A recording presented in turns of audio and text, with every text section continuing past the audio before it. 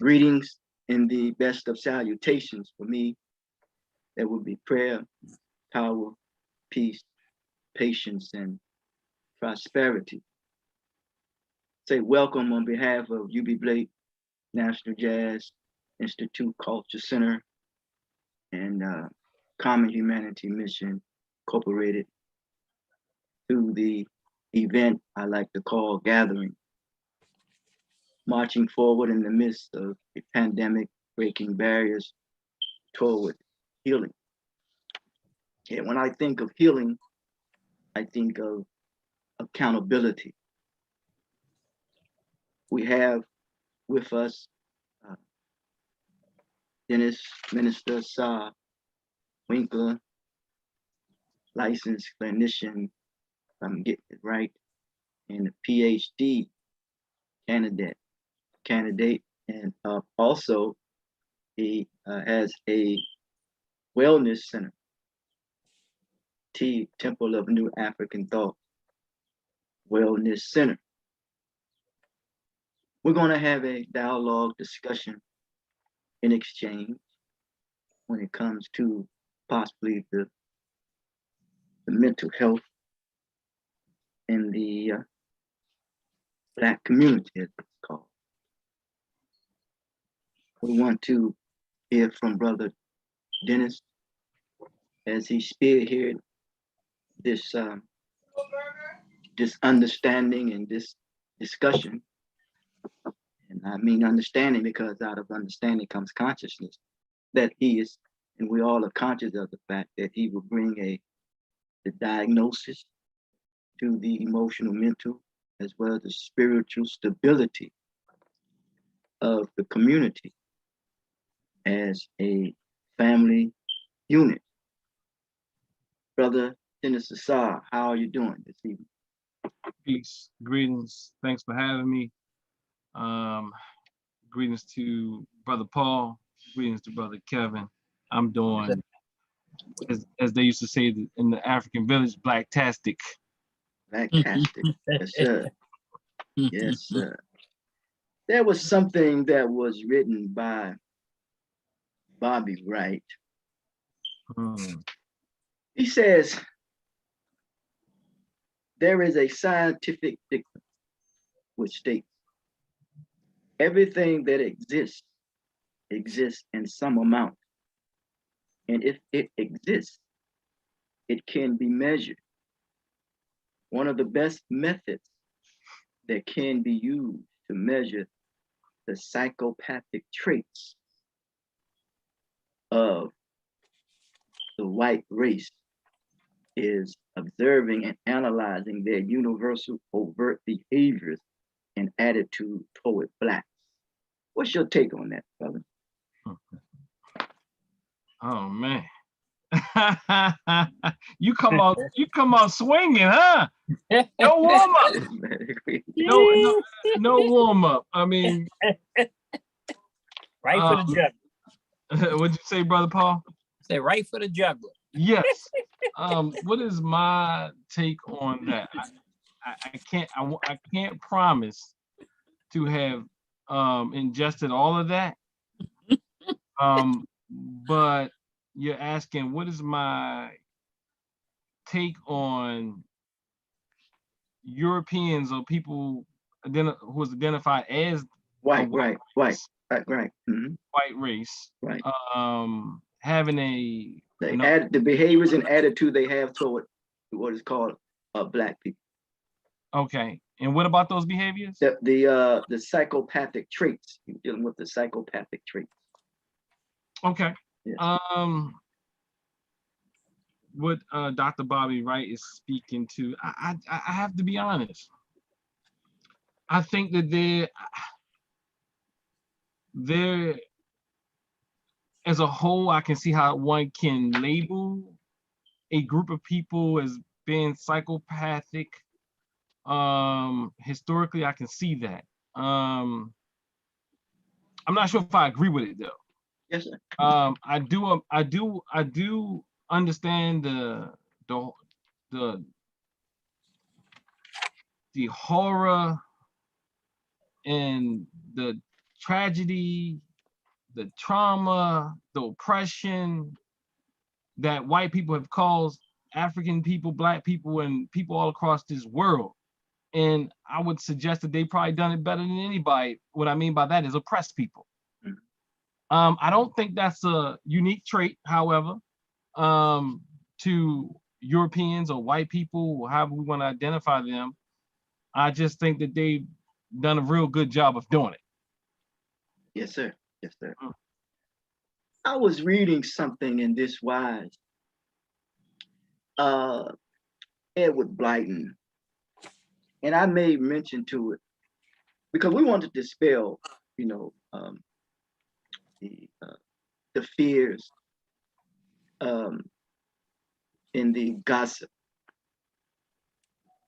and also the backbiting as well when it comes to the mental health of the Black community, because we know that Black, first of all, is something that is conceptual. It's not fact. It's been applied and used at the expense of making one feel inferior, the other feel inferior. But he says that, I'm preparing a question, and he was trying to break barriers of superficiality. He says that no one who has noble traits or come from a noble civilization, his or her nobility or noble trait cannot be enslaved. Now, I'm prefacing something once again, that if many have brought into the fact that we have been enslaved and lost culture, language, lost everything. But how can you lose everything if no one can enslave your noble traits? So is it a superficial thought to say that people have lost language, culture, religion, everything has been lost or taken from them, but yet they still have their noble traits? And is there evidence that that if that taken place or have not taken place, that their noble traits are still in existence? That's the end of that question? Yes, yes. All right, so I would like, if you could you operationalize what you mean by noble trait? I mean one's humanity. Let's say one's humanity. Okay. How she treats another human being, how he treats him or herself. Okay, yeah. I don't agree with that we lost everything. Yeah. When we talk about Black people. Yeah. I think it's impossible to lose everything. I think your world, as a result of experiencing trauma, your way of looking at the world has been shaken. If you can't lose your noble trait, and we're going with that is a fact. Let me think about that. Yes. One's humanity being taken away from him or her, I don't think a thing is being taken away from you. I think that it's hard to tap into it. Sometimes it's hard to be able to utilize your humaneness at times, especially when you feel bombarded by oppressive forces. I don't, as far as being oppressed, traumatized, all these type of things will lead you to become distrustful of people. Hence, you will start to operate from a survival mode, which some would probably say that you're operating from a lower self when you're talking about operating from a survival mode. However, that which is inside of you is inside of you. It's for you to, but when you are at war or you feel threatened, God or the creator or creation or the universe or what have you has given you other means of caring for yourself. Sometimes you're caring for yourself in a way that might be maladaptive. versus adaptive, it may not help others. It may be to help yourself. But when you feel like you're bombarded and under attack and being oppressed, enslaved, you feel threatened, you really are in survival mode. But once you can get out of that survival mode, when things clear up, and now you can go back to feeling comfortable again, you can begin to operate from a higher level of existence. But when you need to survive, it's difficult to be concerned about other people, because you, as some people say, I don't know if it's true or not, but the first law of the universe is, to care for yourself, or, that type of thing. But I don't think it's gone. I know it's not gone. Everything is not stripped from you. Yes, sir. Yes, that hypothesis of the strong survive Darwinism theory is a, when self-preservation, that means when one, it's like when you go to work and you see that there is no improvement, there is no advancement, you know what I'm saying? That leads to self-preservation. That's a form of slavery there. So, but yeah, there was this was said in a book called The Birth of the African American Culture, an Anthropological Perspective by Sidney W. Mitz and Richard Price. He says that before any aggregated plantation of plantation slaves could begin to create viable institutions, they would have had to deal with the trauma of capture, enslavement, and transport. Hence, the beginning of what would later develop into African American culture. It says that when we have lost, our culture, our language and our religion, and you said, when I said totally, you said no, that hasn't taken place. The question to that preface there, Dr. Du Bois said this at one time, I'm paraphrasing it. He says he didn't go to Harvard or that school because they had better teachers. He went to that school because the environment was conducive for learning.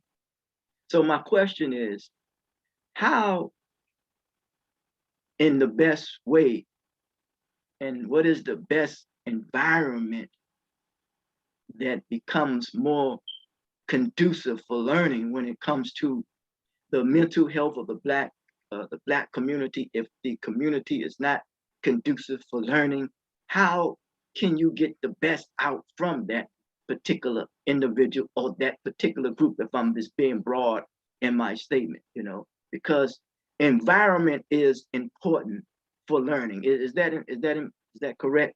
Because you went to schools such as Sojourner Truth, and you went to Loyola, you went to these institutions. What was the difference in the environment, and did that determine the manner and the way in which you approach things? And did it help you in if one environment was less conducive for others and for you learning? How did you make those adjustments? Well, I would say that those two environments that you mentioned were both conducive to me learning. I would suggest that an environment like Sojourner Douglas College was created to be conducive to those that are of African descent. Hence, it tailored its approach. They tailored their approach to help. I would also say that Loyola could have been a problem to some, but not so much to me. But they also, the type of program I was in, which was counseling, they were very careful. They were very trauma informed. They were very cautious. They were, attempting to be multiculturally or culturally competent and all these type of things. I think those two environments were very beautiful environments. So to look at this thing from a grand scheme, I think that it is difficult in some environments to heal. I'm not going to say that the African American community we're unable to heal in it.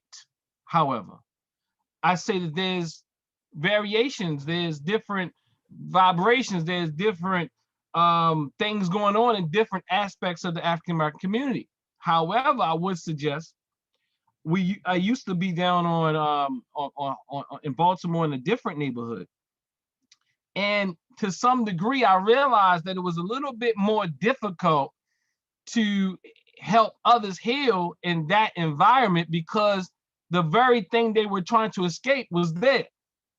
Hence, if one is trying to not smoke marijuana, but every time they walk out the door, someone's blowing smoke in their face, that's going to be a trigger.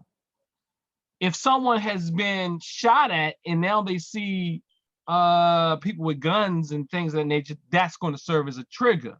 If there's a lot going on, it can serve as a trigger. So sometimes people have to remove themselves out of these environments until they can strengthen themselves up to go back into them, if they go back into them at all, or if it's necessary. Yes, sir. Yes, sir. Yes.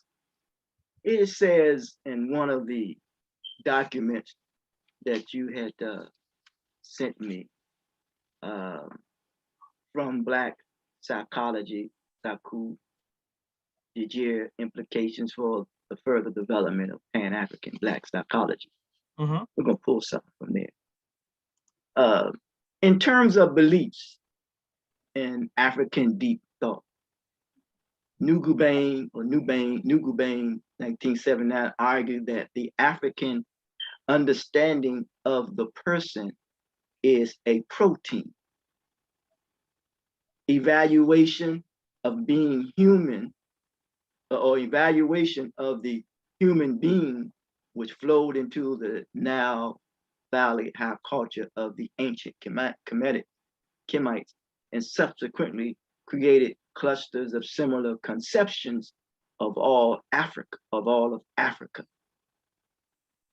What in fact is recognized as African culture and civilization is the combined social conventions and inventions emerging from a common African root, meaning of the person. Now, it is known that one says we want to deal with the community, but it starts with the individual, because the individual is the sum total of the whole. The question is it so that Black intellectual enlightenment does not always lead to the best genuine insight? In fact, has it become damaging to the behavior and attitude of the so-called eminent Black leaders or people, as well as those who accept it by the way that they think? Was that a question? It's a question, yeah. Has the Black intellectual did you just tell me what your thought? Hey, I agree. But no, I mean, I think that it depends. Mm-hmm. I think that intellectual without balance can cause harm. Mm-hmm. I think when you couple that with that intellect with trauma, the thing about those who have experienced some level of trauma, sometimes we can get stuck in our intellect. And what I mean by that is we're trying to survive. So again, we're in survival mode. So we're always sizing things up. We're always looking for the next enemy. We're looking for ways to figure things out. And sometimes we can become very cold because of the traumas that we experienced. Hence, we're dealing with pure intellect, whereas we're not dealing with the heart anymore. We're not dealing with feelings anymore. Feelings are now downplayed, which is actually more of a Western thing, where intellect supersedes emotion. And also in line with what you're talking about here, we talk about this when the spirit and the psyche works together. So again, like the ancient Cometians, if you can say, or ancient people from Kemet or African people or what have you, we understand, and just people in general, just indigenous people and people know that we have to align the heart and the mind. Yes. See, I find that we tend to go either to the left or to the right and not center ourselves. Sometimes we are so, as some people say, so we're so heavenly good with no earthly good. Some of us are so earthly good with no heavenly good. I'm just saying we got to find our way in the middle. It's called purgatory. I'm just being funny. But look, we have to find the middle ground.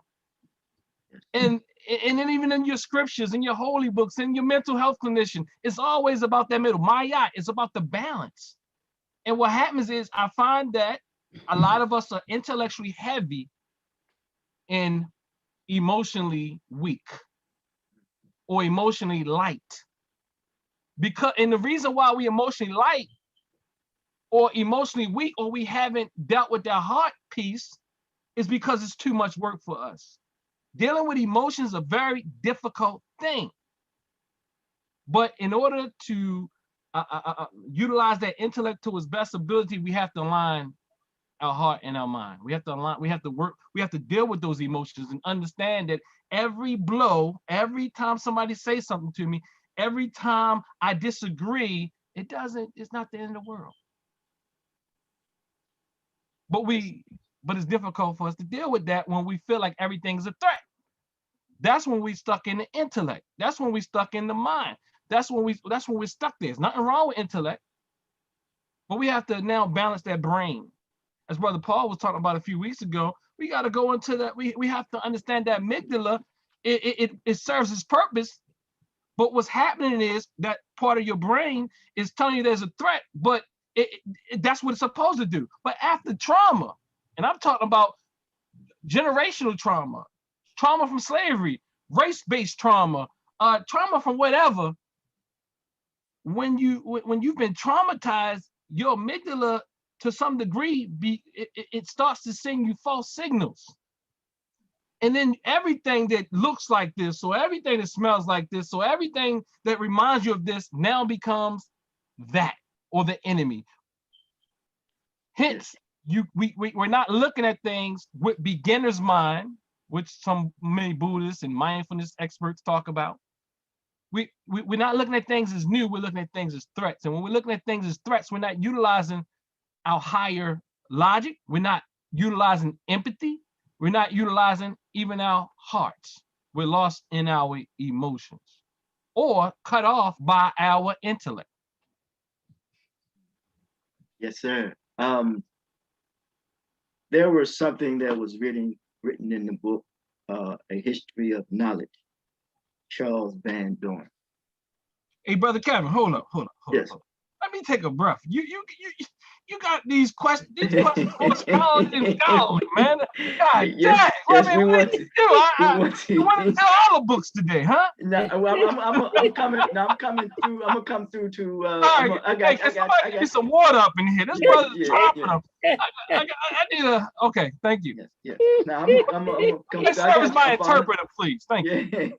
I thought I was the only one, brother. Thank you for that. Yes, sir. Yes, sir. We got the heavy hitter on there. We want to pull it out of them. You know what I'm saying? Well, Kevin said, if I'm going to be an interviewer, I'm going to show you how to interview. I'm going to show you I know a thing or three. Yeah. Well, the environment, what we say, the environment is conducive. It's conducive. Yeah. But Bacon was challenging Aristotle, thinking of deductive reasoning. But he said that the boast was he did the deductive reason. He says he did this. Okay, this is what he said.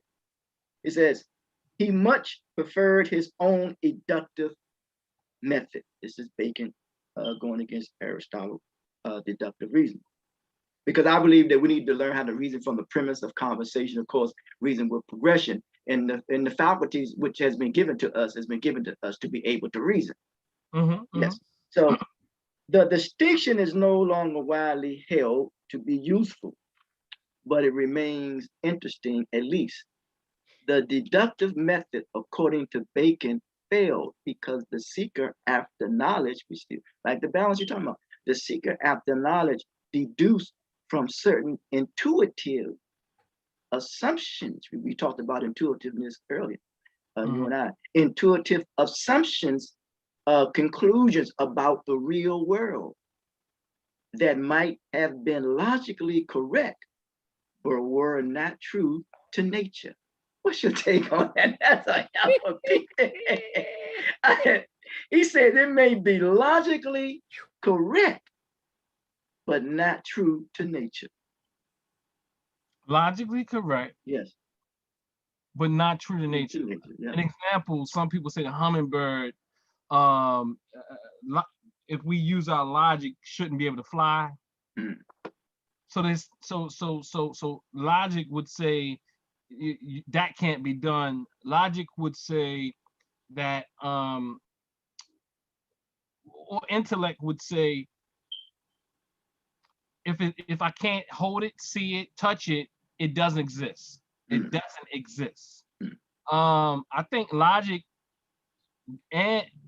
comes up short when you're trying to understand things is greater than your ability to greater than your ability to understand. You know, the world is infinite, and our understanding is finite. But I think to some degree, a spiritual person, if I can say, becomes settled in the reality that we're not going to know everything. Yes, that's a challenge with people got ego. They think that they know it all.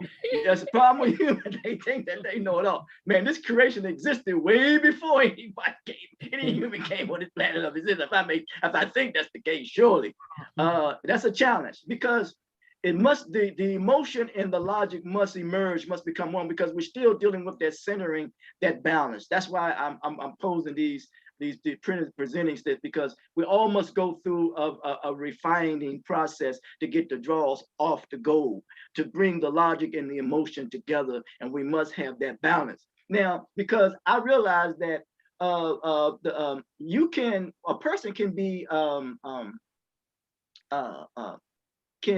can have the customs of others, and by having the customs of others, and displaying the same cruelty and in practice of the very trait that you say that you don't like. You can inherit and participate in the very thing that you say that you don't like, that you don't even want to be a part. That's a challenge too, as well, when we have to face the reality that there is something that we can learn from any culture, from anybody. You know what I'm saying? Huh? A mental mind says you become that which you focus on most. Yes. Yes. So as we, just to go back to the beginning of the conversation, when we focus on, that's why I don't give so much energy to, or so much power to, those who identify themselves as white, and then those who joined along, you know, in the quote unquote entitlement race. And I say quote unquote because even in that, I don't, you know, I would suggest that they're not, people just aren't happy, you know, as we think they are. Whenever your happiness comes on the neck of somebody else's, you're going to pay for it, and you are paying for it. In fact,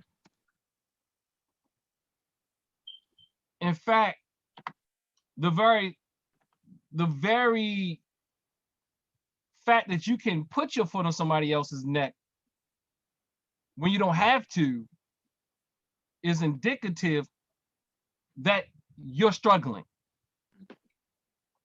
Yes, you're sir. fearful, you're scared. You have a lot of internal conflict. Yeah, that's right. That's true. That's very true. And Booker T. Washington says something similar to that. If you have to, he said something similar to that. You know, you're trying to, keep someone on your, like you said, on your foot or pull somebody down, but at the same time, you're keeping yourself down or trying to pull somebody else down. Yes. You said this recently, a post. You said, greetings, family. It's been our goal at TNAC, Holistic Wellness Center, and our media platform, Conscious Black Business Network, BBN, to speak more on what we have than focusing on what perceptibility we don't have. Knowing knowing or living in Baltimore, anywhere else, that have come to its knees to the lack of deficit perspective. What is a deficit perspective? A deficit perspective is, if I can say, in my own words, it's the same thing as a victim perspective. It's the same thing as Dr.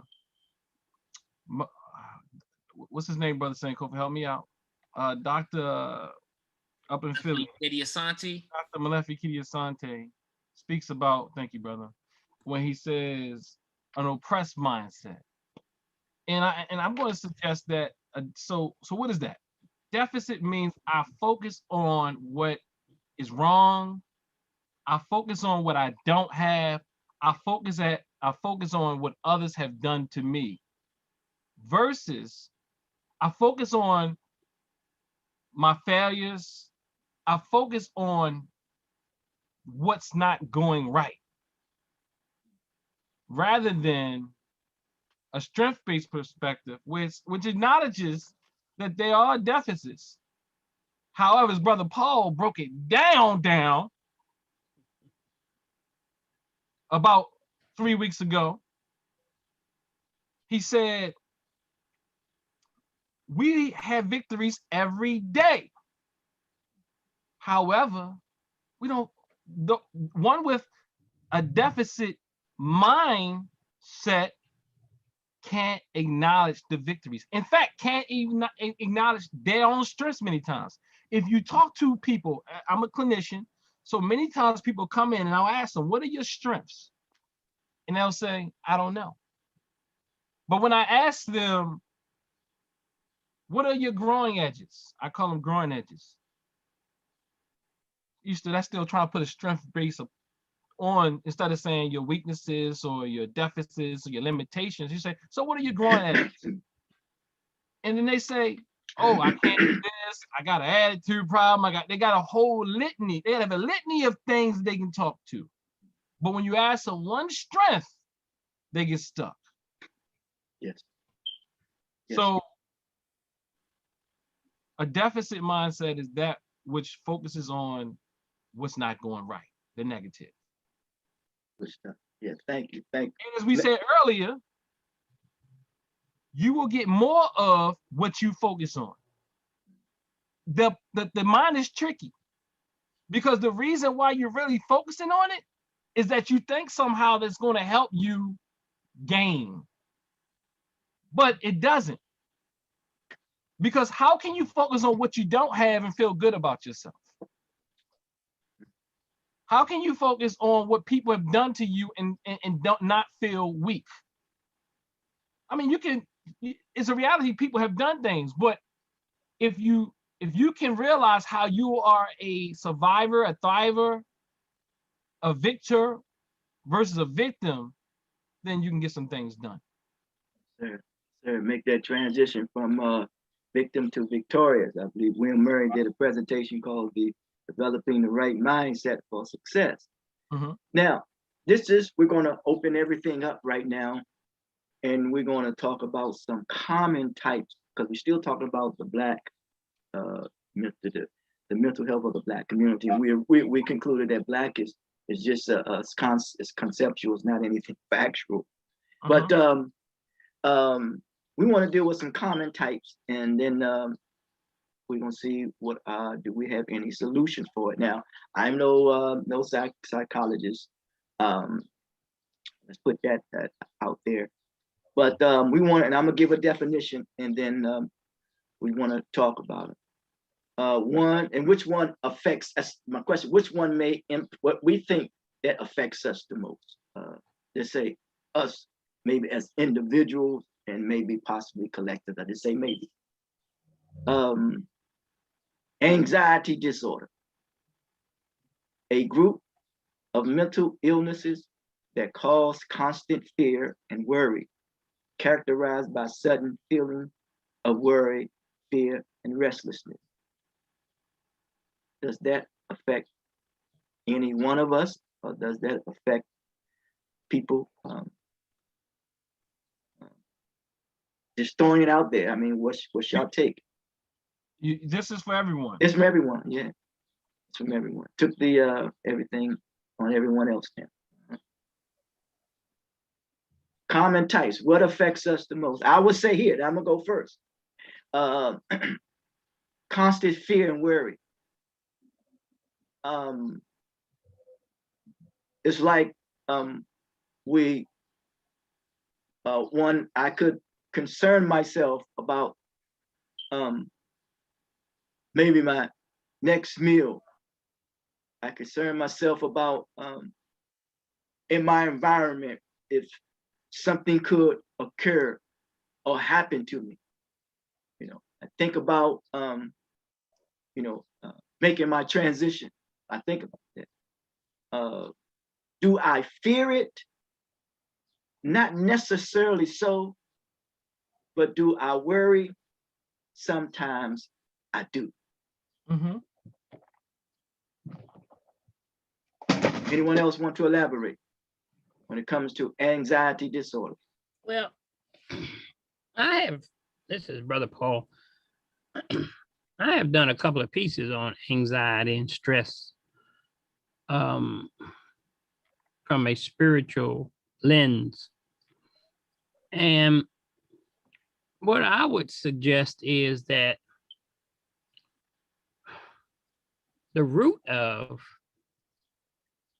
anxiety and many of the other energies that derive from a self-perception is rooted in what we call the spirit of lack.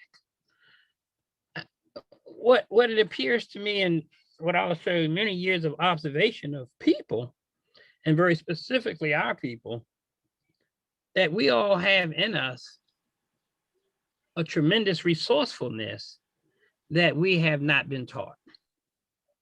And so what it appears is, because that we have been susceptible to the programming of this world system, that it continues to tell us and feed us on a daily basis things that are opposite nature, order. So talking to psychologists, psychiatrists, clinicians, many different fields of professionals, and just talking to them about this dynamic of dealing with stress disorder and suicide and depression. I just put all this in the same category. It's just different levels of it, but it's all rooted in that person's voiding themselves. They're not acknowledging the resource that is there. I can give you a quick example. My daughter called me a few weeks back, maybe a few months back now, and I'm on my way out of town, and she goes, I'm going through a very period of anxiety, and I'm thinking about checking myself into a mental institution. The first part of me was very sensitive to what she said. The second reaction was, don't tell me you're gonna make me turn around and come all the way back in town. I'm halfway out of town. I'm on my way out of town trying to get some relaxation, right? And so I ended up turning around and coming back to her and spend a couple of hours with her. And there was a part of me that was angry. because I felt that I have equipped her with a knowledge of self that she shouldn't be going through this. And then when she said she wants to check herself into a mental institution, I really was offended, because I'm saying you're going to become out maybe more off than you were before you went in, because many places appear to me to want to use drugs to sustain a person when they're having these, especially when it comes to Black people, when they're having these type of dynamics. Now, so I said to her, I said, well, what is the source of your anxiety? And she says, well, because my, Angel, my sister, and my mother both died. This time of year, she gets very sad and kind of depressed because she's, feeling a certain way. And, so I wanted to be very clear that you're creating this anxiety because, and just what Brother Winkler was saying, it's where you're focusing your energy. So if you're focusing your energy on the powers that you have been given by a divine creator, where's anxiety and depression going to come in? So it's always a resource of the brain that we don't realize that we're lending to a spirit that takes us into this journey.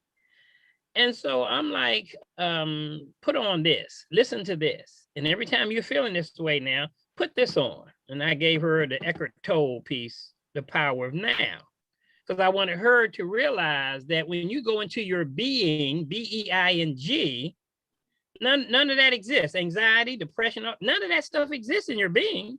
That's all when you're in your carnal state, regurgitating the programs that you bought into of this world.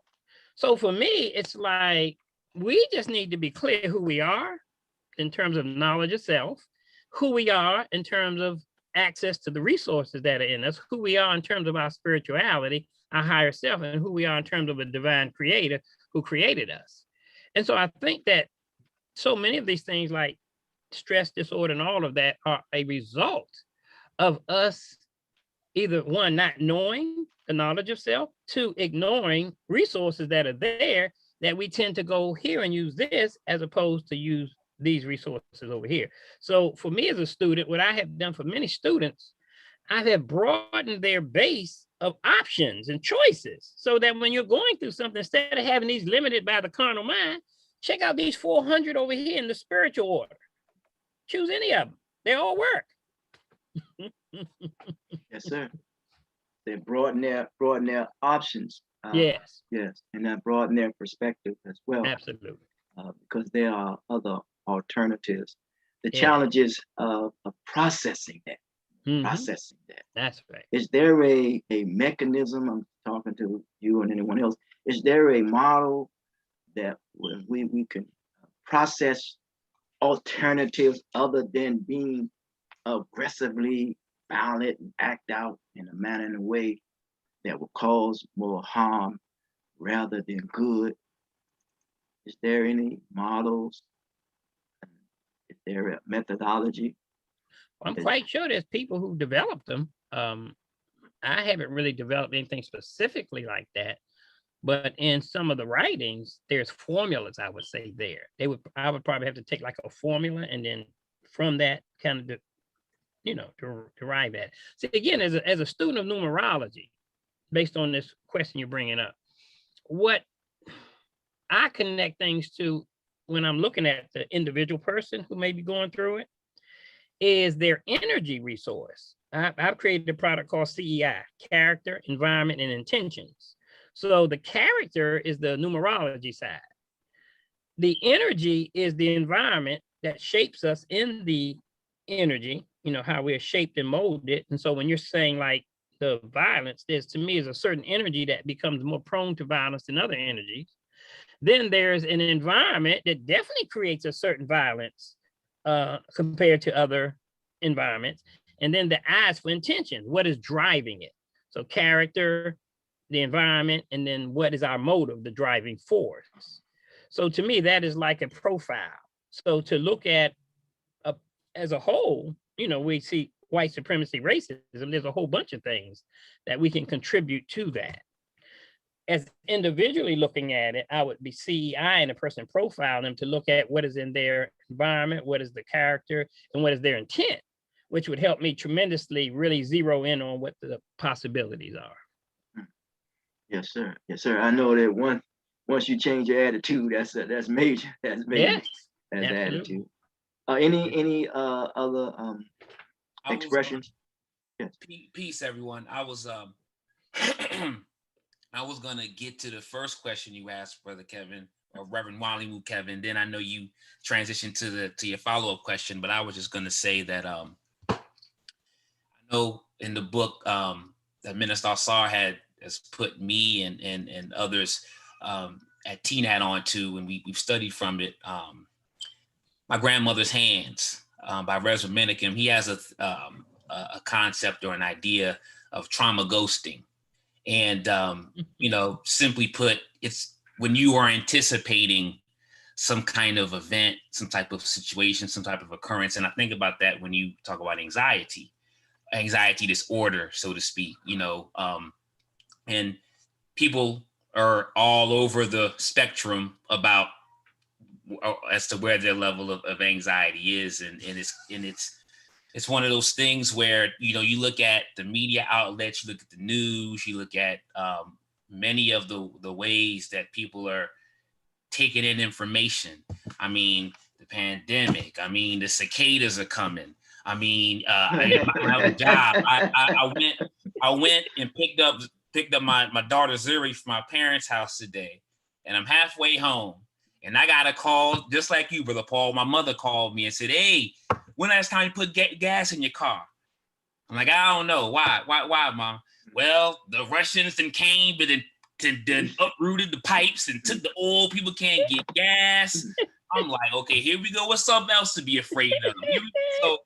So one thing I would say, there's a lot of answers to your question, but one solution is, and this goes to beginner's mind that Minister Ausar said, and a lot of other stuff. I've been taking a lot of notes, but at a certain point, it's almost like you gotta be tired of the same results.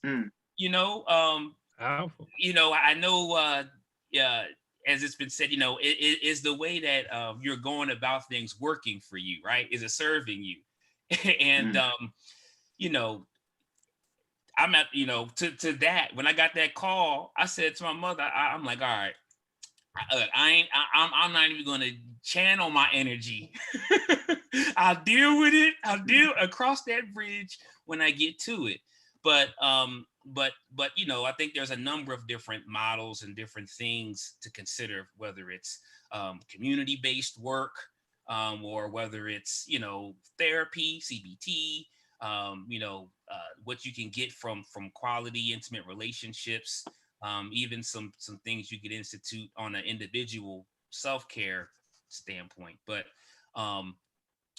yeah, there is so much that is put out that reinforces the need to be afraid, that reinforces the need to take cover, that reinforces this gloom and doom narrative.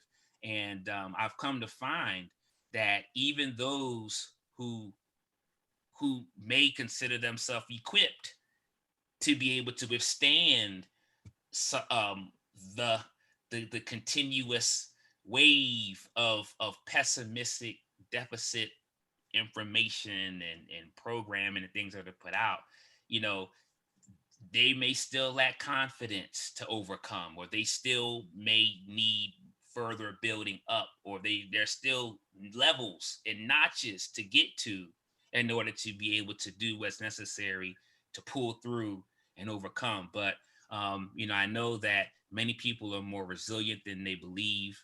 Many people can persevere a lot of times more than they believe. But I'll just leave it at that, because it's I think it's a complicated question, but a good one for reflection. Yes, sir. Brother Dennis, did you want to share something? I see you, Brother Murray, Professor Murray. Do you want to say something, brother? Because I saw you pick your book up. For me? Yeah. Oh, well, you asked some interesting questions. Those questions are like, I mean, look, that's a question. So I'm thinking about anxiety, right? You say, is that the most pervasive? Yeah, I'm talking about, I was saying which one is the most pervasive, the most that has the greatest stronghold on us or grip on us, you know what I'm saying? Are you saying anxiety or some other disorders possibly? Yeah, there's others. Yeah, I have several others. I just want to see. Tell you got a lot of them over there, right? Yes, But sir. we got stuck on anxiety. But I think Yeah, that that's the strong. research would suggest Mhm. that anxiety is probably the number one thing going on right now. That's right. That's right. That's right. So Strong. I think to answer that question, that's probably why we got stuck here. Yeah, Because- That's evidence. That's evidence. And I think too, one thing that we spoke about earlier, and I think if I can, what was that second question real quick? So I won't. I heard Brother Sankofa answer it too, though.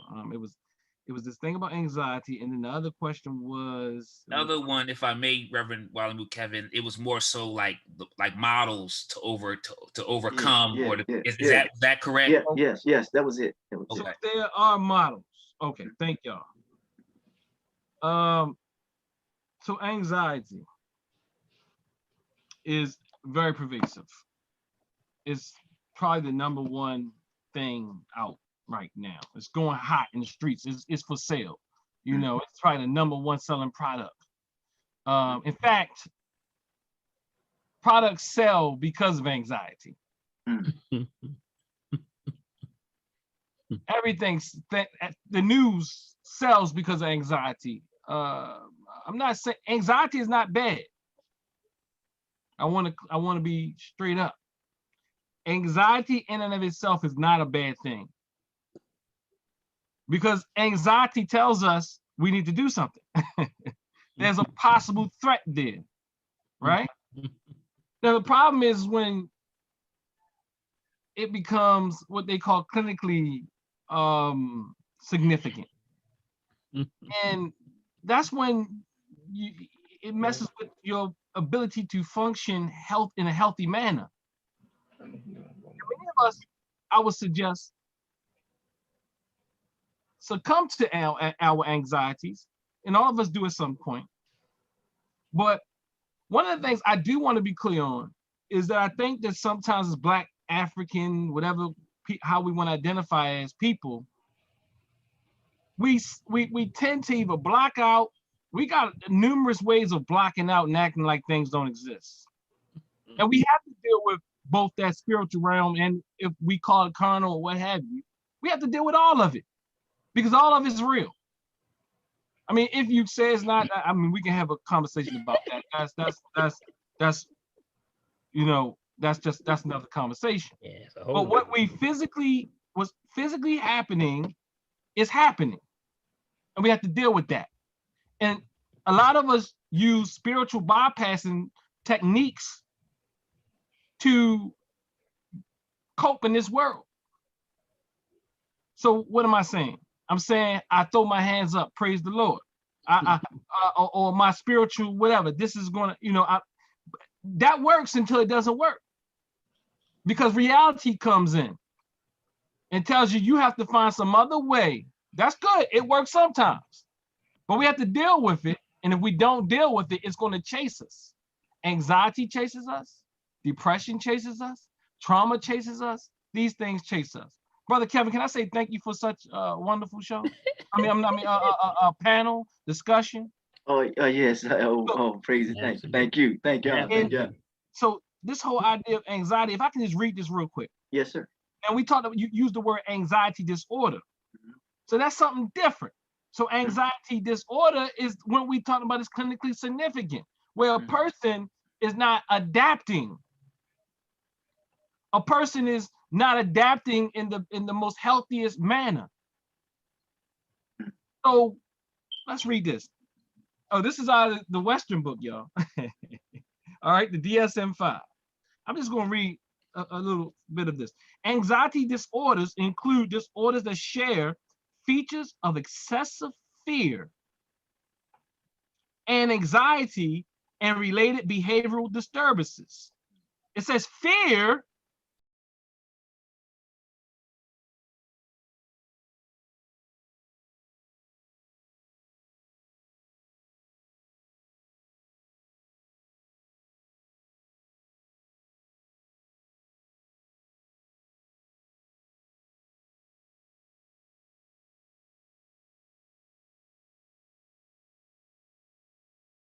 autonomic arousal necessary for fight or flight, thoughts of immediate danger and escape behaviors, and anxiety more often associated with muscle tension and vigilance in preparation for future danger, and cautious or avoidant behaviors.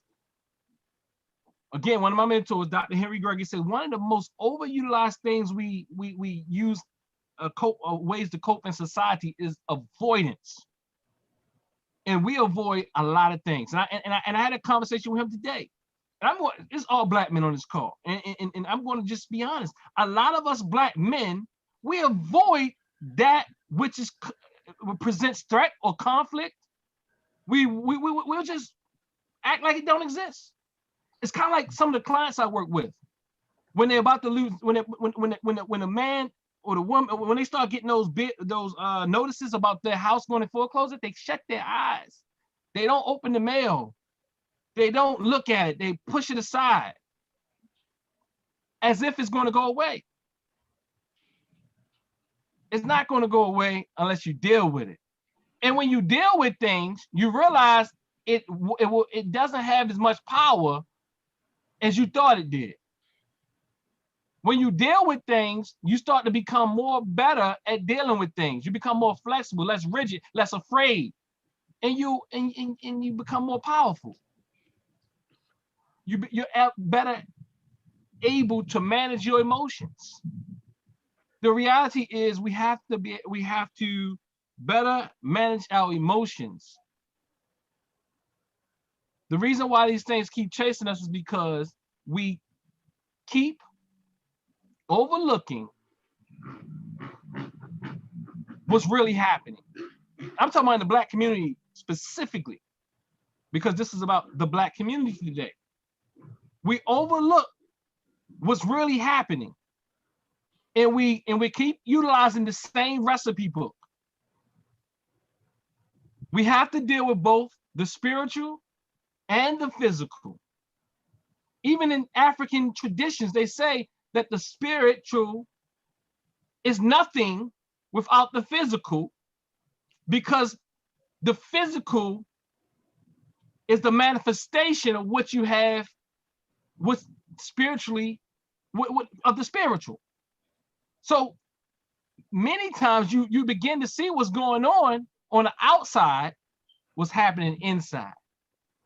You start to see what's going on the inside by how one behaves, talk, look, breathes, avoids,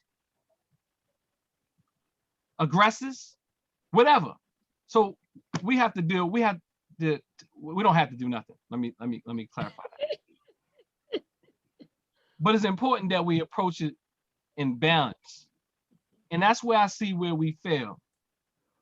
And anxiety will have you thinking things are real when they're not. And it's hard to get someone to see that which is not necessarily real when you feel is real. When we're talking about somebody having an anxiety attack, they know that what the stimulus is, but it's very unlikely that it's going to happen.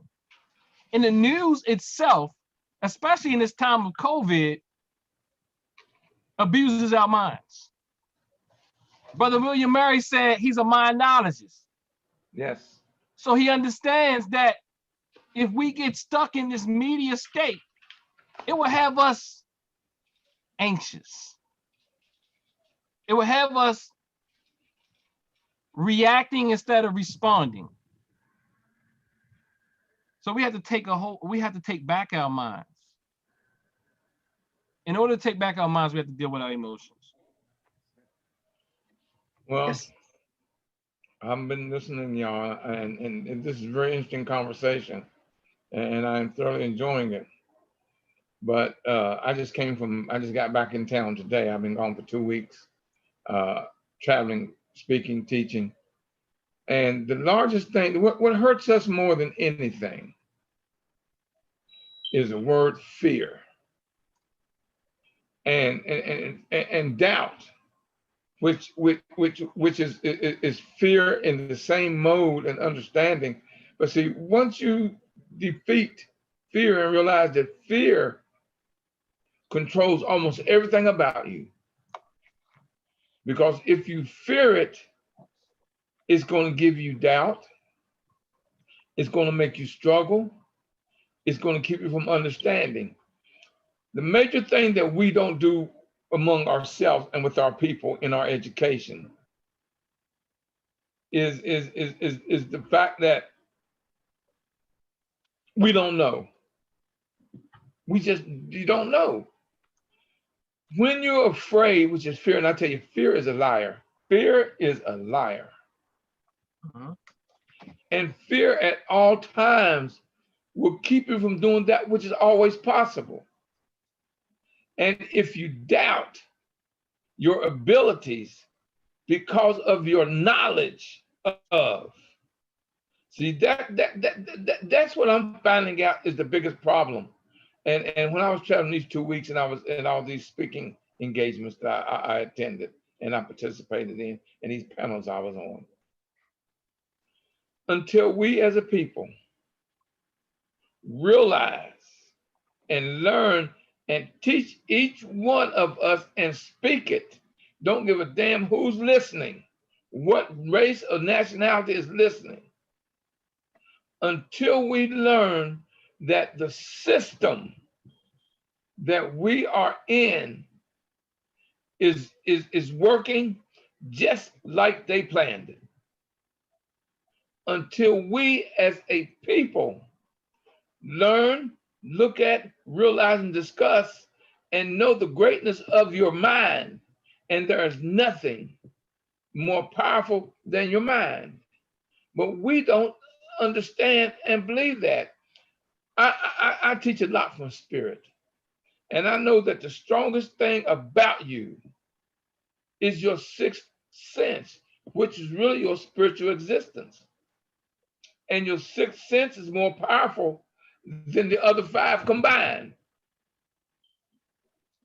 Once you get into the mental realm of what's really happening and going on, and don't let this system that is working perfectly for everyone but us, because it was put together to undermine, underclass, undereducate us. A lot of things that is going on within the community, within the system, is we aren't taking time to learn what our ancestors said and taught. People don't realize. Do you know that when the European, when the colonizers landed in Africa, there was no such word as God or sin? What is that telling you? Because now they've got you afraid and got you believing in a devil. And those words didn't exist to our ancestors. That was words introduced to us to give us a lacking of brilliance, of our education, of our knowledge. See, if I can get you to believe that you are not what I am up to the greatness and the level that I am, what is that doing to you? And what is that doing for the person that's got you thinking that way? Everything, I don't care what it is, first goes through thought. You know, you got all these people out here, got all these doctor's degrees, got these master's degrees, got these PhDs, and got all these letters behind their name, and look at them, they're nothing but educated fools.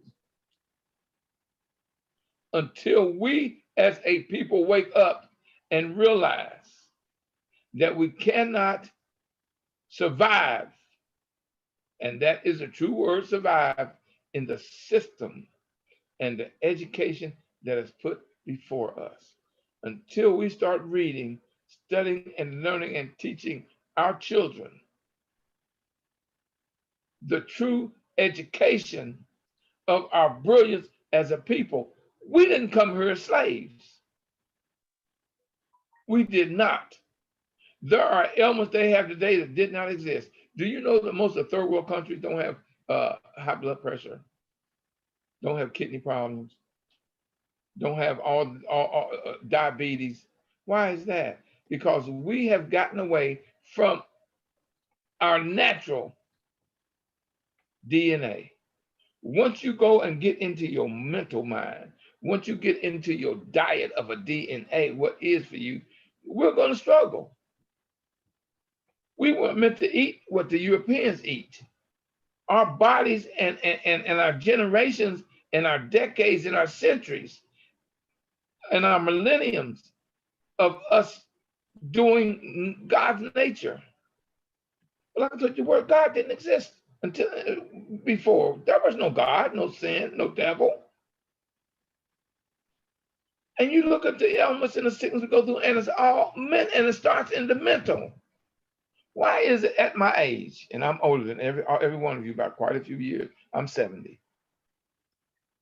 Why is it that I don't know what sickness and illness is? Because I've gone back to my original DNA way of diet. I went to the education and started learning about the greatness of who and what I am. We were before any of them were. Why are we taking the education and stuff they're giving us and believing it? Instead of going into our true history, our true knowledge, our true education, so we won't go through what we are going through. Remember this, when your mind is a weapon, you are unfit to be a slave. Slave is not chains. Slave is mental. And when they've got you mentally controlled, when you think that your education and your knowledge is everything that you need without knowing your ancient civilization, ancient history, and what got you to the greatness that you were, we're always going to struggle and have doubt and have sickness and illness and problems that we should not have. Why come I don't know what it is to even have a cold, a flu, sickness, diabetes, sugar, none of that. Why? Because once I learned and studied about my DNA, and which gave me the mental capacity to learn and to teach how to mentally perfect the most greatest perfection on earth, which is your human body. Mental. I will never be a slave. I can't be a slave because my mind is a weapon. Yes, sir. Powerful, brother. Powerful. Yes, sir. If I Go ahead, if brother. I can, Reverend Mwalimu Kevin, I was just going to say that yes, I mean, I definitely wholeheartedly agree that fear is it's hot. it's burning up, it's definitely pervasive. It feels really good whenever you can step up and accomplish something that perhaps that fear has kept you down. It could be having a difficult conversation, or it could be carrying out a goal or something. When you get on the other side of it, you do realize, wow, the anticipation was bigger than the actual circumstance. And I think a lot of the habits and behaviors, I know, one of which was avoidance, and there's other things as well too. Avoidance is a major one. I think it's also helpful to understand the path in terms of how people can develop these tendencies. I know you can correct me if I'm wrong, Dennis Ausar, but in the world of psychology, they may say the ACEs, or your childhood experiences, or what you may undergo in your earlier ages that leads you to having these patterns. Somebody walked out, or an abusive home, or as you said, Brother Murray, not being given that foundation to build up the self-esteem and the confidence and the mental fortitude. And I know one of the things that I've been doing, I've been doing a lot of writing lately. You know, so I've been trying to cool out a little bit. But one of the things that I did, I got this journal, probably about an inch thick or so, and it's full of writing prompts, you know, different exercises you could do daily. You know, what was your childhood home like? What traits did you get after your parents? You know, what was a devastating thing you went through that you overcame? And by doing it personally, it's helped me reflect to even my own tendencies and traits, to think about the things that I may do and how I got to this point. And so I said all that to say, it's important to go back, Sankofa, you know, and see what it was that led to some of these tendencies and these traits and these qualities. And it's not an easy thing to do, because it could the memory, it could bring up trauma and things that have happened in the past. But I think that definitely can be an important breakthrough in order to be able to deal with the reality of things that are in front of us. So Yes, thank you. We're gonna have one more common types I would pertains to. I would like to say this, because this is really all about healing.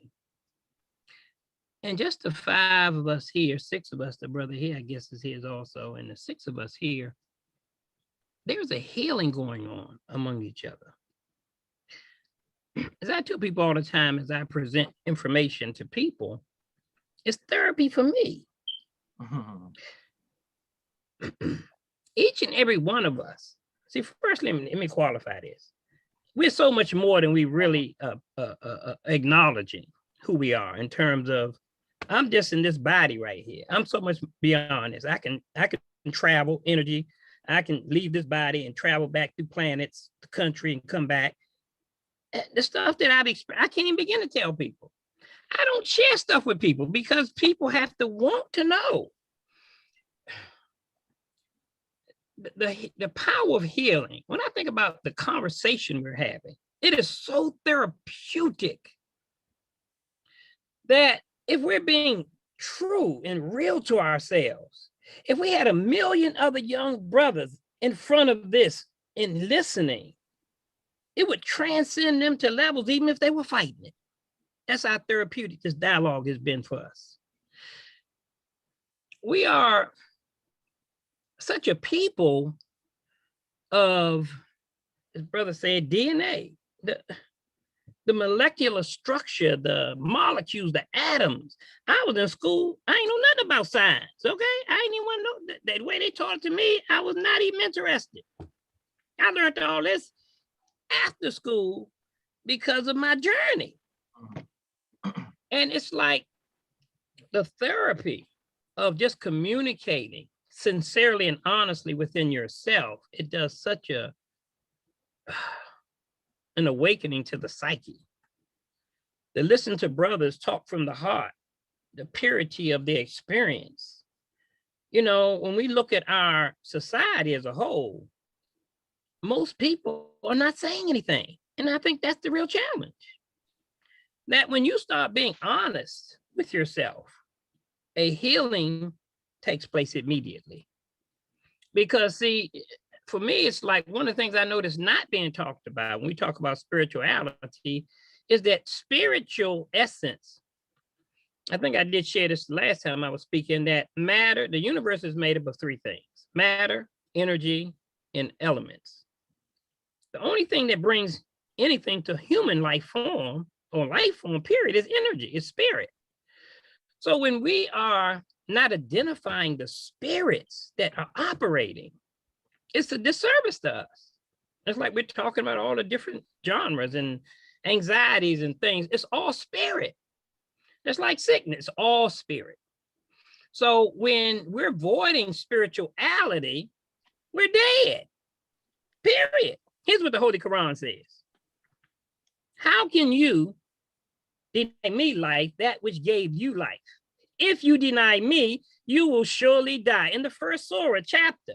And what it's simply saying is, I created all of this. If you don't acknowledge me, what could you be functioning from? And so when I, in this journey that I've been on, I came here as a spiritual teacher. So, I mean, that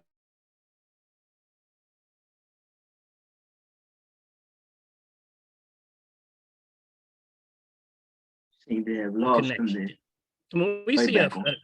tree, what do you call it? A thing fall from the tree, the leaf, and then it disconnects from the tree, it falls to the ground and dry rots.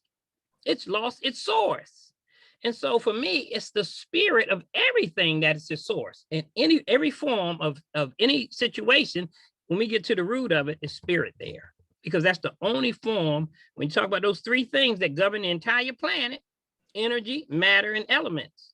The only thing that brings life is energy, spirit. And so when you are not dealing with that, we're already at a disadvantage. Kind of like Frances Cress Welsing when she talks about a lot of her work. And she says, well, white supremacy and racism, if you don't start there, you've already missed the boat. It's because in this world, society we live in, at the base of it, it's going to be some of the dynamics that they've created. You know, you mentioned something that people don't realize the power of, and that's your spirit. Yeah. That's the greatest thing.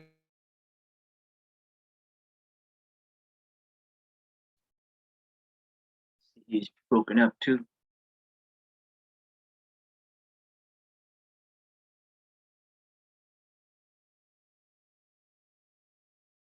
Yes. Everyone else still there?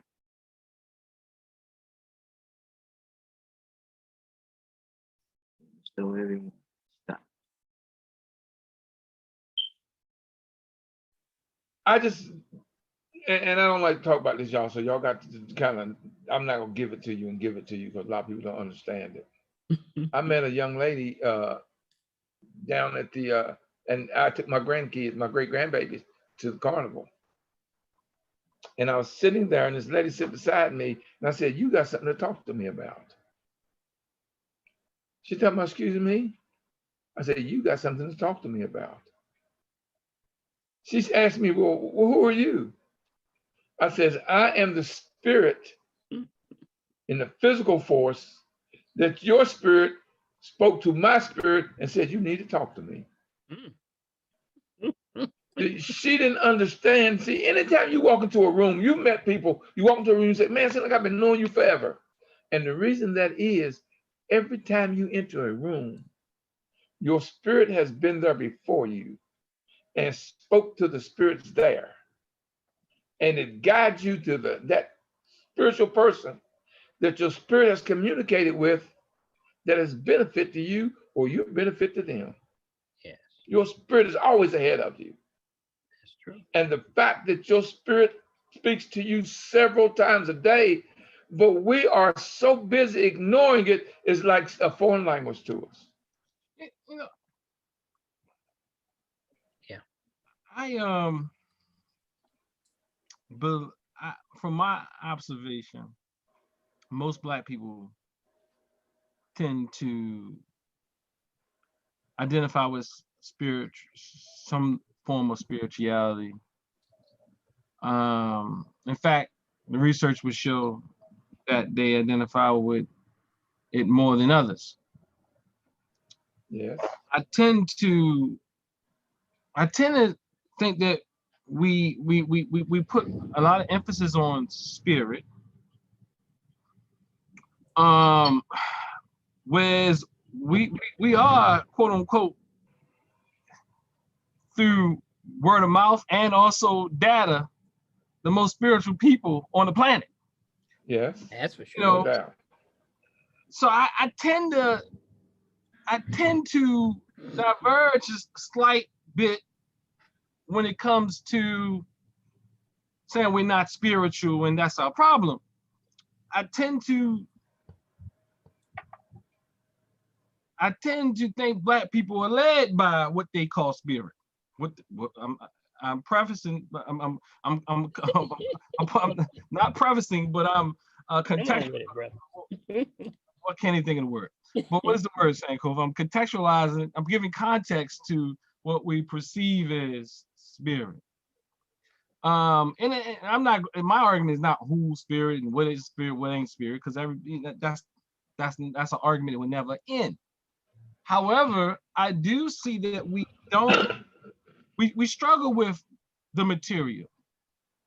In fact, the material is looked at as less than, and I maintain that is not. And I maintain that because it's all part of the creation. Even if we thrown around this concept of African terms or black or this or whatever, and even in those spiritual systems, there's no separation between that which is spiritual and what is, there's no separation. So everything in and of itself is spiritual. That's true. But So there's different degrees of spirit. There's a different degrees. It all ain't the same. But no two people are the same. Hold up, Mr. Murray. You were going. Yeah. So, and I'm not the judge of people's spirit, but I do maintain that my point is this, that to some degree we can benefit from dealing with some of what even we talked about, what people learned in school. In fact, we say we created all these things. In fact, we say that they took it from us. Brother Paul just said that, he wasn't interested in chemistry and this, that, and the third, But in that, you can see spirituality. There's no separation between the cosmos and the spiritualos. It's all the same. And so, but the thing is that we definitely can benefit from some real on the ground help to aid in that spiritual development, and also aid in the spiritual development. I mean, on the ground development with the spirit. So what I'm saying is, I think there's a balancing needed again. And that's what, when we talk about Maya, we talk about balance. When we talk about Buddhism, we talk about balance. When we talk about Christianity, we talk about balance. When we talk about I don't care, whatever religion you take, that's yours. Yes. But go to its core essence, and it's going to be some level of balance and order. Yes. And that's why I what we call spirit, I say spirit is everywhere. It's all pervasive, it's all present. It's inanimate, inanimate things. That's what our ancestors said. It's inanimate, inanimate things. That means it's everywhere. Everything, And everywhere, all at once. The way that we perceive things has a lot to do with how we behave in the world. Because if we brought spirituality into our business enterprise, we wouldn't have to be competing with one another. If we brought spirituality into our relationships, what we call spirituality, we wouldn't have to be competing with our wives and husbands. If we brought spirituality into mental health, we know that mental health is just saying your balance. So everything, again, is about balancing the whole. Yeah. Well, let me say this on what you're speaking to, because like I said, this is a wonderful dialogue. You're absolutely, I would say 400% correct. We talk about the balance. See, when I'm saying spirituality, I'm not saying spirituality in a religious sense versus carnal in a physical sense. That's not what I'm saying. There you go. I'm saying spirituality is a taboo subject. Mm-hmm. So nobody's been taught spirituality. See, when we go back historically, our people knew. Like you say, we're spiritual people. So traditionally, when we go back to the source, we were just who we were. Let me give you an example. According to the congressional records, 110 million Africans left the shores during the slave trade. Yes. Only 10 to 11 million landed in America because so many of them committed suicide. Just as Brother William Murray said, they knew their creator. They were spiritual beings. You can't enslave them. How are you going to enslave somebody who got a relationship with their source? It ain't happening. So either they committed suicide or they were killed. They jumped overboard. They was not submitting. So what I'm saying is this. Whatever subject we talk about, whatever we talk about is spiritual. That's all I'm saying. And so because we're not taught it, we have too many young people who are programmed all their life, like all of us have been, that we're looking at this thing on a physical level. And it's dead on a physical level. There's nothing physically without a spirit. That's all I'm saying. So if they had the knowledge of self, as I was just using an example earlier, what I have been doing for people for years is I give them a whole litany of options beyond the physical ones they've been taught or conditioned or programmed all their life. So now they don't limit themselves to just this. They go, okay, well, I can use these resources too. And so for me, what I'm saying is, it's not this or that. And that's the program in us. We've been conditioned to think right and wrong, good and bad. None of that exists in the spirit world. In the spirit world, it just is. And once we take hold of the essence of self as we are, it being is, we radiate to higher vibrations and frequency based on our journey. I'm just trying to help people get unstuck in this program of this or that, isms and osms and all that old craziness of the world, because none of it means anything until you decide to vibrate at a frequency of your true potential. That's all I was trying to make clear. Well, you know, I'm looking at, here's what I'm looking at. I mentioned about the system. Yes, sir. See, the system is put together. Like I told you, this system ain't broke. It's That's doing right. just what they put it together to do against us. So until we get back into our true self, Yes. it's going to be a struggle because we're living someone else's Self-perception. yes. Yes. And that's very, very wrong. Yeah. You know, I was on I've been gone 2 weeks ago. I was out there not speaking. I was on this panel with these ministers. And they didn't want to, they jumped on me, y'all. Oh, they jumped on me. Oh, they jumped on me, and I handled it. Because I wanted to know, how can you believe in the Bible as it's written when you look at the story of Isis Heru and you look at the story of what they call the Book of the Dead, but really to us is the Book of Coming Forth. And then you go look at how they rewrote the Bible several times. Because you know there's a book for slavery, for slaves, just for blacks. They rewrote the Bible just to fit blacks in slavery time. And so, like I said, anytime you're following, like I said, only a fool lets its oppressor educate them. Because then I can control your life from the day you're born to the day you die. Every one of you, I can control you right today. All I got to control is two things. That's your education and your diet. Because your education, I'm going to tell you what to think, how to think, who to worship or who not to worship. And your diet, because I can tell every disease you're going to get from what you put in your system. Every ailment you will get from what you eat. Because your whole life, your whole existence is centered around your diet. Like I told you, I'm 70. Why come I don't get sick? Why don't I have blood pressure? I don't have sugar diabetes. I don't even have signs, allergies, don't catch a cold or flu, and don't get no shots. Why is that? Because I learned diet.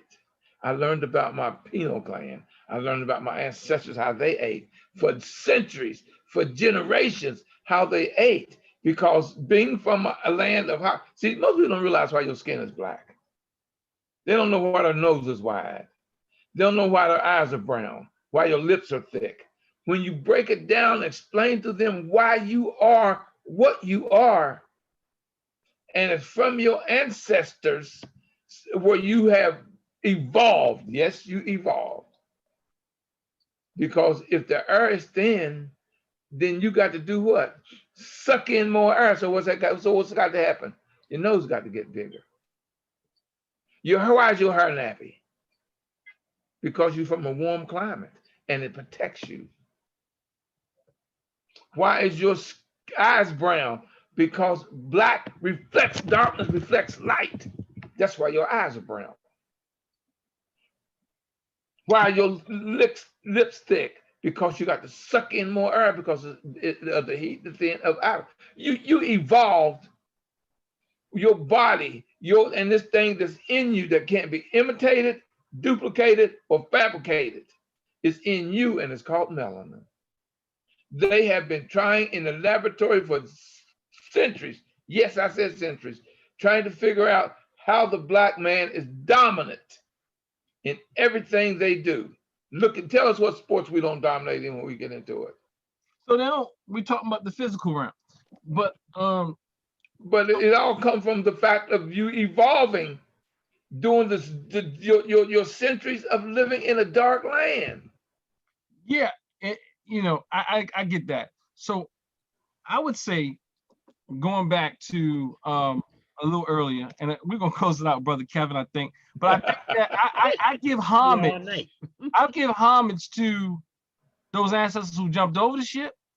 I give homage to those ancestors who killed themselves. But goddamn, I give homage to those who stayed on the damn ship. Yeah, because you wouldn't be here if everybody jumped. And so we didn't mention those in a favorable light. But goddamn, that's why I'm here. That's right. You hear what I'm saying? That's right. Yes, so so in order, not only the ones who jumped over, not only the ones who killed themselves or what have you, those who stayed on had to have a high level of spirituality possibly to stay and deal with that. So let's big them up too. Thank you, grandmother, grandpapa. You got what I'm trying to say? But yes, sir. Yes, sir. Again, I'm not beating up on nobody's religion because everybody has their thing. Yeah. And that Turner used the Bible to do some things. You did. Plenty of other people did. Harriet Tubman, Frederick Douglass, Marcus Garvey. I can go down the litany. Now there's some people who use it against us. There's some people I'm not for or against. I'm just suggesting that anything in a spiritual lens, the width of our nose and the color of our hair, and even the melanin is all physical things. And everybody has melanin, first and foremost. It's different types of melanin. No. Well, yeah, no. It's a scientific fact. But everybody has melanin. It's some level or type of melanin. You have what is it? Pheomelanin, and you have I can't think of the two melanins. There's several different types of melanins. The plants have melanin. Or if they would call it as melanin. White people have melanin. Everybody have melanin. So once we start getting into the divisiveness of what we call our Western oppressor, what happens is we start to now do what they did to us. We start to make ourselves bigger and better. What I'm suggesting is creation. The universe has created things and given us all features and phenotypical things like that to survive where we had to survive. There's no better than, or there's no better than. Yes. When we start making one better than or greater than, then what's happening is we're now escaping spiritual, because spirit, as Brother Paul said, doesn't see color and all these other physical features. So, but we say that on one hand, then we get caught in it on another hand. So what I'm suggesting is, on a higher level, we don't see those things when we talk about spirit. But true. But I do understand why we get caught up in it, because we've been harmed. And when we've been harmed, and this is when we talk about mental health in the Black community, those things are threatening to us. And we want to make sure we don't get harmed again. And that's understandable. However, let's not get caught up in their dirt bag, because even though they harmed us, but he who harms the other is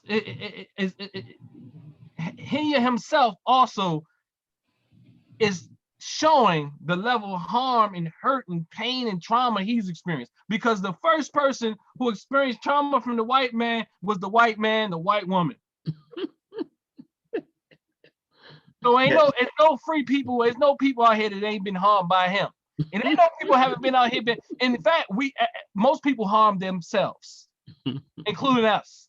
So what I'm suggesting is I'm not getting caught up in these mental beliefs, because we have a lot of beliefs. If you think you got a religion or not, you got one. You know what I mean? You have to, not until you realize you got one or an ideology. Yes, religion.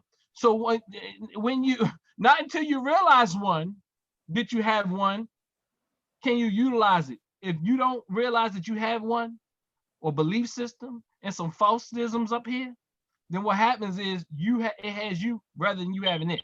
When you realize you have it, you can choose it when you use or not use it. Because I'm going to use the Western way, the Eastern way, the the South American way. If it works for Black people, it's Black. Yes, sir. Yes, sir. Want to bring everything to I love to a conclusion, if there is a conclusion. Thank you, Kevin, my brother. Yes, Fantastic panel. A truly educated person is one who teach another to have affection for discipline. And education is common sense. And when we think of things that we say that are spiritual, I've taught that anything that remains in this natural form and natural state is spiritual. So what is spiritual? Is those things that are readily available for us. And the challenge is those things which has been readily available for us, such as our senses and our faculties. It's the manner and way in which we use it. So if we think that we are so spiritual, then why are we in the situation that we're in? Maybe what we call the white man is more spiritual than what we give him credit for, because he's using the resources that is readily available for him to benefit him. Whether we want to accept that or not, evidence proves that. That's for sure. So yes, when we talk about good and evil, right and wrong, these are standards that other people have set up for their own intellectual self-satisfaction. Now, we talk about the true self. We look at the teachings of ancient Kemet. I always got to go on it. We look at it as if it's not talking to us, as a person. A person who knows not and knows not that they know not is foolish. Disregard them. They talking about you and me. A person who knows not and knows not that they know not is simple. Teach them. That's talking about you and me.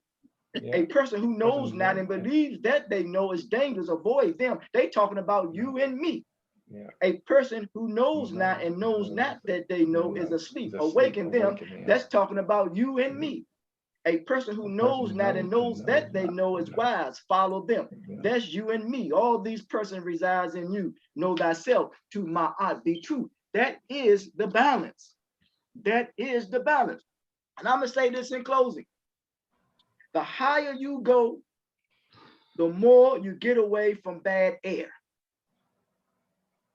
You get pure air up there when the higher you go. So this is the path of going straight up in the path of an upward climb of mobility. If you want to know the whole science, the science and the spiritual, because that which is crucified was a mission of uniting the spiritual and the social sciences together. The balance, that's what has been crucified. So if we act that we are acting out our own and chemical, our psychological imbalances, we are crucifying the mission of being balanced. No one has no monopoly on intelligence. So the whole science, the whole reality, we have to deal with this reality that has been given to us. Surely there are little intangibles that our ancestors have that we need to tap into, but yet there are intangibles that we need to tap into ourselves. So we must go through a refining process, because the past is just a reference point. It's not a place of residence. That which worked for them at that time may not work for us at this present time. So there must be a resocialization process that we all must go through. So to have a perception of the universe, a perception of matter, connecting and extending throughout space indefinitely. This is the true picture because the earth is limited, but we must have a clear picture of the universe. And as I always come to conclude, that oneness is stronger than conflict and unity is stronger than diversity. Stronger, stronger. I want to thank you all. I want to thank Brother Minister Ausar Winkler, and we realize that what we are dealing with, and I didn't even get to the other common types that impact us, because obviously we see that this anxiety disorder impacts us strongly.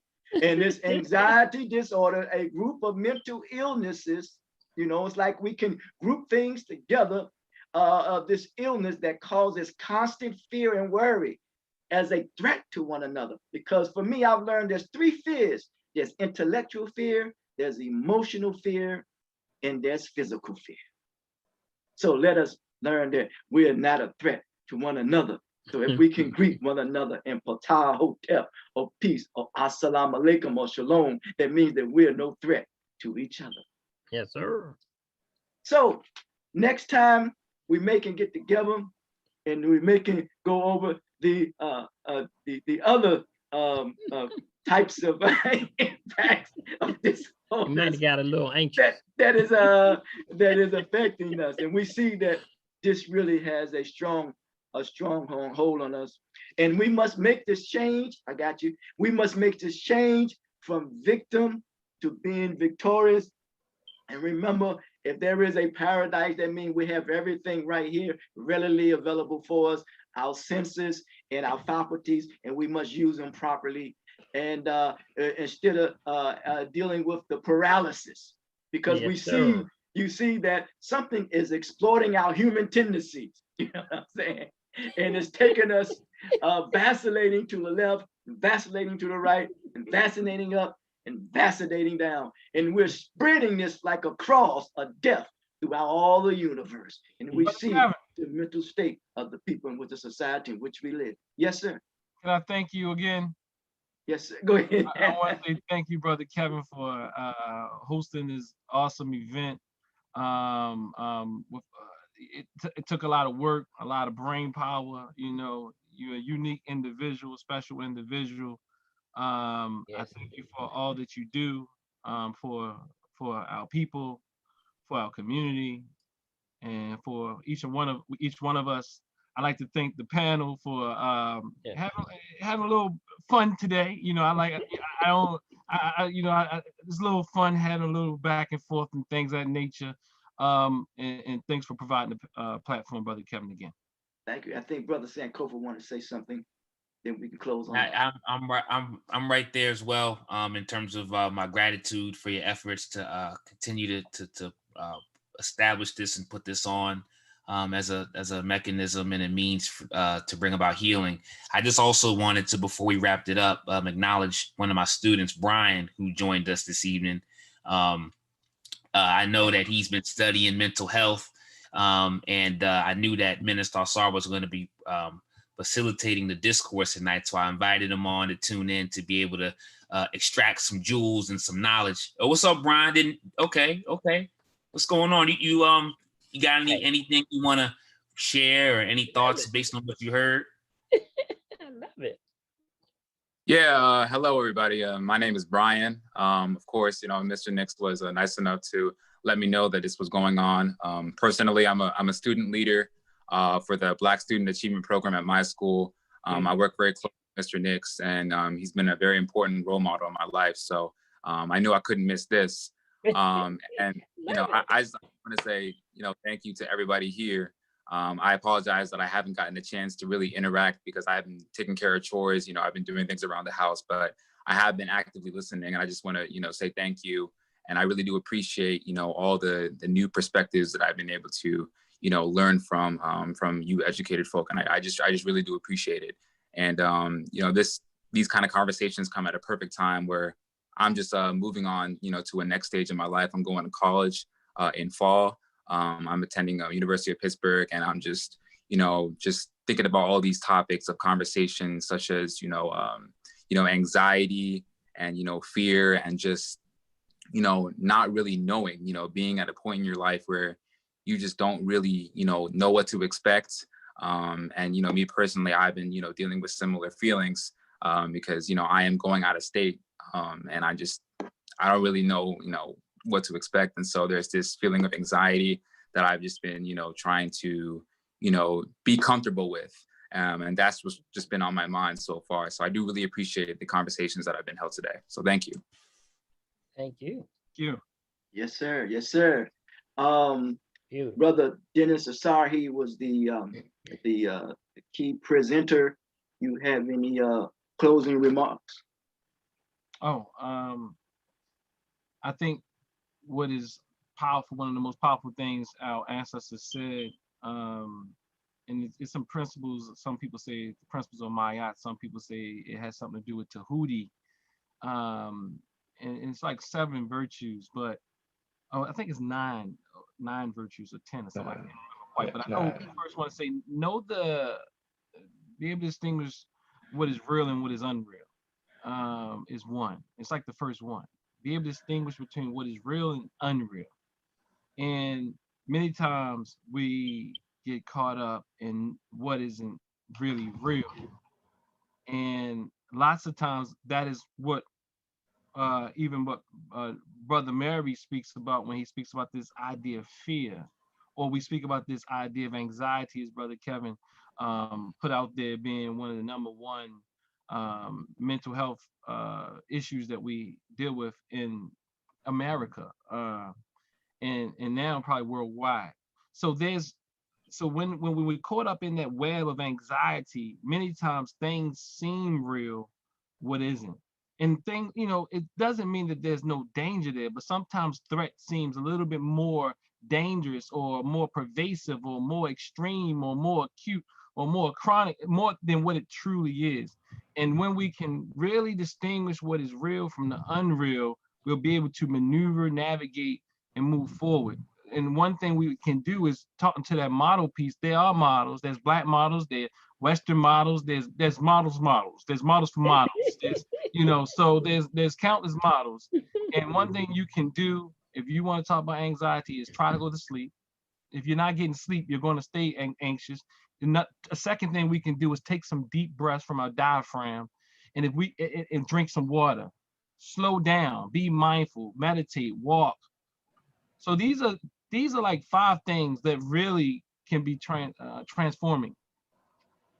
Go to sleep. If you're not sleeping, and lots of people who are anxious don't sleep well because their mind is racing. It's constantly moving. Work on sleep. If you're not sleeping, sleep. Drink water. Go for walks. Meditate. And meditate, you can actually go through a formal process of meditating, or you can just become mindful and be aware of what's truly going on. I'll give you an example and then I'll close.